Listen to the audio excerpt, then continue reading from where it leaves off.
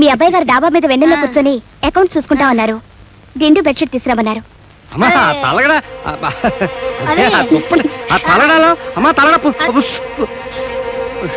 రామరామా రామరామా, ఎంత పరువు తక్కువ పని. ఈ దిక్కుమాలి పుస్తకాలు ఇంట్లో తీసుకురావద్దంటే వినిపించుకోరు మీరు. ఇప్పుడేమైందో చూడండి. ఏమైంది? వాడికి సరైన వయసులో నిక్షేపలాంటి పుస్తకం అందింది. వాడు ఇప్పుడే లక్కీ ఫెలో. Idiot rascal. తెచ్చావా? తీసుకొచ్చాను స్వామి. అక్కడ వేయిదేవి. అరే ఏమిటండి ఇది? అబ్బా, అకౌంట్స్ రాసుకుంటాన్ని కోతి పనులు చేస్తున్నారా? వెన్నెల్లో పడుకోవడం నాకు సరదా. బాగుంది మీ సరదా. ఇదేమిటండి ఇంత గట్టిగా ఉంది? గట్టిగా ఉందా? ఏమిటిది? ఛీ, ఇదేమిటండి ఇలాంటి పుస్తకాన్ని దీంట్లో పెట్టారు? నేను దాచలేదు. మరెవరు దాచుంటారు? మీ నాన్నగారా? కరెక్ట్, ఆయనే దాచుంటాడు. ఆ మహానుభావుడు ఎవరనుకుంటున్నావు? డూప్లికేట్ శ్రీకృష్ణుడు. అలాంటి మాట్లాడకండి, పాపం అండి.